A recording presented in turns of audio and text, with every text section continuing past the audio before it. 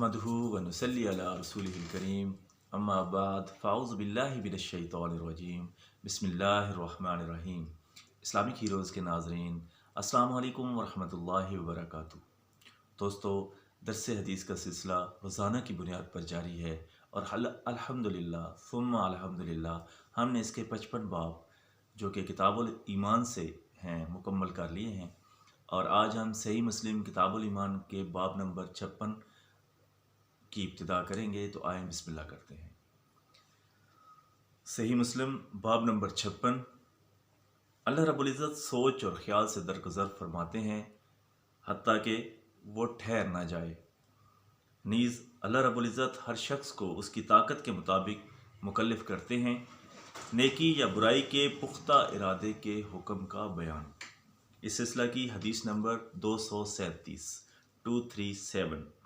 हज़रत अबू हुरैरा रज़ियल्लाहु अन्हु बयान करते हैं, जब ये आयत मुबारक नाजिल हुई, आसमानों और ज़मीन में जो कुछ मौजूद है वो सब अल्लाह ताला की मलकियत है। तुम्हारे ज़हन में जो कुछ भी है तुम उसे ज़ाहिर करो या छुपाओ, बहर सूरत अल्लाह ताला तुमसे उसका हिसाब लेगा और फिर वो जिसे चाहेंगे बख्श देंगे और जिसे चाहेंगे अजाब देंगे। अल्लाह रब्बुल इज़्ज़त हर शय पर कादिर हैं। ये सुनकर सहाबा इकराम रिज़वानुल्लाहि अलैहिम अजमईन परेशान हो गए। वो बारगाह रिसालत सल्लल्लाहु अलैहि वसल्लम में हाजिर होकर अदब से दो जानू बैठ गए और अर्ज़ की है, अल्लाह ताला के रसूल सल्लल्लाहु अलैहि वसल्लम, पहले हमें इन अमूर का पाबंद किया गया जो हमारी ताकत के मुताबिक थे, यानी नमाज, रोज़ा, हज, ज़कात, जिहाद, सदका वग़ैरह। अब आप सल्लल्लाहु अलैहि वसल्लम पर यह आयत नाजिल हो गई है। हम तो इसकी ताकत नहीं रखते। नबी मोहतरम सल्लल्लाहु अलैहि वसल्लम ने फरमाया, तुमसे पहले जिन लोगों को किताब अता की गई, क्या तुम भी उनकी तरह ये कहना चाहते हो कि हमने ये हुक्म सुन लिया मगर इस पर अमल नहीं करेंगे या इसे नहीं मानते? तुम ये कहो, हमने सुन लिया और उसकी इताअत करते हैं। ऐ हमारे परवरदिगार, हमें बख्श दें, आखिरकार हमने आप ही की तरफ लौट कर आना है। तो सहाबा इकराम रिज़वानुल्लाहि अलैहिम अजमईन ने इतराफ़ किया, हमने सुन लिया और उसकी इताअत करते हैं। ऐ हमारे परवरदिगार, हमें बख्श दें, आखिरकार हमने आप ही की तरफ लौटना है। जिस वक्त सहाबा इकराम रिज़वानुल्लाहि अलैहिम अजमईन ने ये इतराफ़ कर लिया, उसी वक्त कुरान की ये आयत मुबारक नाजिल हुई। रसूल पर उनके परवरदिगार की तरफ से जो नाजिल किया गया है वो अहले ईमान उस पर यकीन रखते हैं और ये सब अल्लाह ताला, उसके फ़रिश्तों, उसकी किताबों और उसकी रसूलों पर यकीन रखते हैं और ये अक़ीदा रखते हैं कि हम उसके रसूलों के दरमियान ईमान लाने में कोई फ़र्क नहीं करते।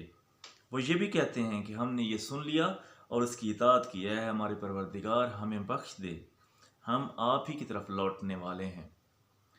जब सहाबा रिज़वानुल्लाहि अलैहिम अजमईन ने ऐसा कर लिया तो अल्लाह रब्बुल इज़्ज़त ने उस आयत को मनसूख कर दिया और ये आयत नाजिल फरमाई, अल्लाह ताला किसी भी शख्स को उसकी ताकत से ज़्यादा मुकल्लिफ नहीं फरमाते। हर शख्स को उसकी नेकियों का अजर मिलेगा और गुनाहों पर अजाब होगा।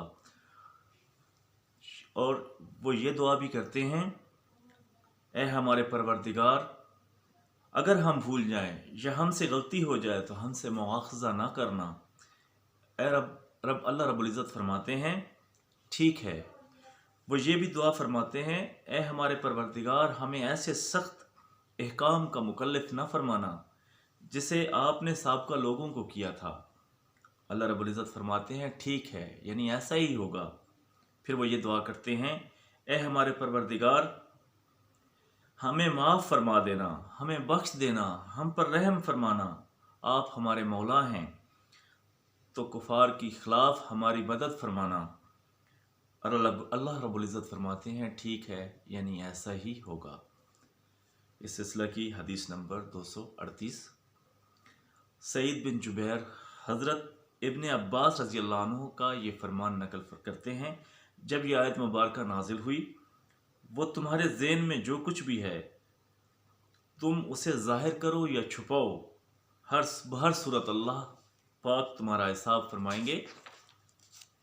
تو صحابہ کرام رضوانullah اجمعین کے دل میں اتنا خوف پیدا ہوا جو پہلے کبھی نہیں ہوا تھا۔ تو نبی اکرم صلی اللہ علیہ وآلہ وسلم نے فرمایا، تم یہ کہو ہم نے حکم کو سنا اور اس کی اطاعت کرتے ہیں اور اسے تسلیم کرتے ہیں۔ ابن عباس رضی اللہ عنہ فرماتے ہیں، اس وقت اللہ تعالیٰ نے ان کے ایمان کو مضبوط کیا اور پھر یہ آیت نازل فرمائی۔ اللہ رب العزت ہر کسی کو اس کی حیثیت کے مطابق ہی مکلف فرماتے ہیں۔ جو نیک کمائی انہوں نے کی ہے اس کا اجر انہیں مل جائے گا، اور جو بری کمائی انہوں نے کی ہے اس کا عذاب انہیں ہوگا۔ اور وہ یہ دعا کرتے ہیں، اے پروردگار، اگر ہم بھول جائیں یا گناہ کر لیں تو ہمارا مواخذہ نہ کرنا۔ اللہ رب العزت فرماتے ہیں ایسا ہی ہوگا۔ اور وہ یہ دعا کرتے ہیں، اے ہمارے پروردگار، اور ہمارے اوپر وہ بوجھ نہ ڈالیے گا جیسے آپ نے پہلے والوں پر بوجھ ڈالا تھا۔ اللہ رب العزت فرماتے ہیں ایسا ہی ہوگا، یعنی آپ پر ایسا بوجھ نہیں ڈالا جائے گا۔ اور پھر وہ یہ دعا کرتے ہیں، اے ہمارے پروردگار، ہم کو معاف فرما دیں، ہمیں بخش دیں، ہم پر رحم فرمائیں، آپ ہی ہمارے مولا ہیں۔ اللہ رب العزت فرماتے ہیں ایسا ہی ہوگا۔ اس سلسلے کی حدیث نمبر 239 حضرت ابو ہریرہ رضی اللہ عنہ روایت کرتے ہیں، نبی محترم صلی اللہ علیہ وآلہ وسلم نے ارشاد فرمایا، اللہ رب العزت نے میری امت کے افراد کے خیالات معاف فرما دیے ہیں جب تک وہ اس بارے میں کوئی بات نہ کریں یا اس پر عمل نہ کریں۔ اس سلسلہ کی حدیث نمبر 240۔ یہی روایت ایک اور سند کے ہمراہ بھی منقول ہے، تاہم الفاظ میں کچھ اختلاف ہے۔ اس سلسلہ کی حدیث نمبر 241 بھی ایک اور سند کے ہمراہ بھی منقول ہے۔ اس سلسلہ کی حدیث نمبر 242 حضرت ابو ہریرہ رضی اللہ عنہ روایت کرتے ہیں، نبی محترم صلی اللہ علیہ وآلہ وسلم نے ارشاد فرمایا ہے، اللہ رب العزت نے فرشتوں کو یہ حکم دیا ہے، جب میرا بندہ کسی گناہ کا پختہ ارادہ کر لے تو تم اسے تحریر نہ کرنا، جب وہ گناہ کرے اس وقت تحریر کرنا، اور جب میرا بندہ کسی نیکی کا پختہ ارادہ کر لے تو اگرچہ اس نے اس پر عمل نہ کیا ہو تم اس نیکی کو تحریر کر لینا، اور جب وہ اس نیکی پر عمل کرے تو اسے اس کے نامہ اعمال میں 10 نیکیاں لکھ دینا۔ سبحان اللہ، کیا شان ہے رب العالمین کی کہ وہ اپنے بندوں پر کس طرح مہربان ہے۔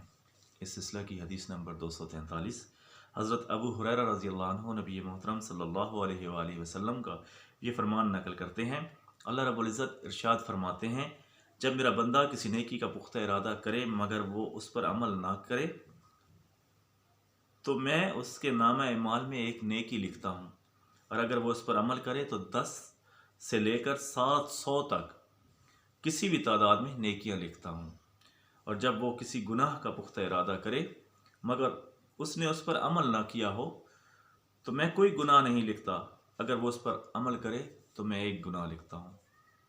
سبحان اللہ۔ اور اس سلسلہ کی حدیث نمبر 244 حضرت ابو ہریرہ رضی اللہ عنہ نبی اکرم صلی اللہ علیہ وآلہ وسلم کا یہ فرمان نقل کرتے ہیں، اللہ رب العزت ارشاد فرماتے ہیں، جب میرا بندہ کوئی نیکی کرنے کے بارے میں سوچتا ہے تو میں اس کے نامہ اعمال میں ایک نیکی لکھ دیتا ہوں، اور اگر وہ اس پر عمل بھی کرے تو میں اس کے نامہ اعمال میں 10 نیکیاں لکھ دیتا ہوں، اور اگر وہ کسی گناہ کا ارادہ کرے تو میں اسے معاف کر دیتا ہوں، لیکن اگر وہ اس گناہ کا ارتکاب کر لے تو صرف ایک گناہ لکھتا ہوں۔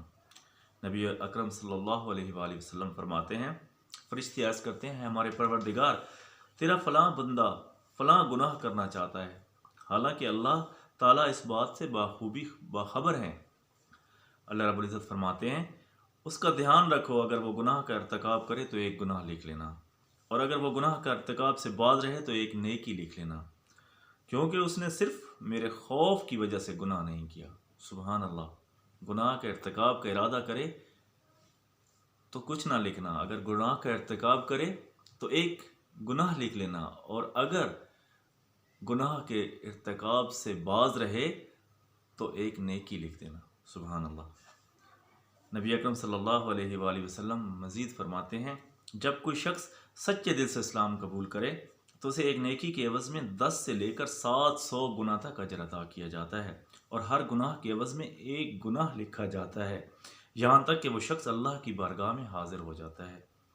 سلسلہ کی حدیث نمبر 245، حضرت ابو ہریرہ رضی اللہ عنہ روایت کرتے ہیں، نبی اکرم صلی اللہ علیہ وآلہ وسلم نے ارشاد فرمایا، جو شخص کسی نیک کام کرنے کا ارادہ کرے اور اس پر عمل نہ کرے اسے نیکی ملتی ہے، اور جو شخص نیک کام کا ارادہ کرنے کے بعد اس پر عمل بھی کرے تو اسے 10 سے لے کر 700 تک نیکیاں ملتی ہیں، اور اگر کوئی شخص گناہ کا ارادہ کرے اور اس پر عمل نہ کرے تو کچھ نہیں لکھا جاتا، لیکن اگر اس پر عمل کرے تو صرف ایک گناہ لکھا جاتا ہے۔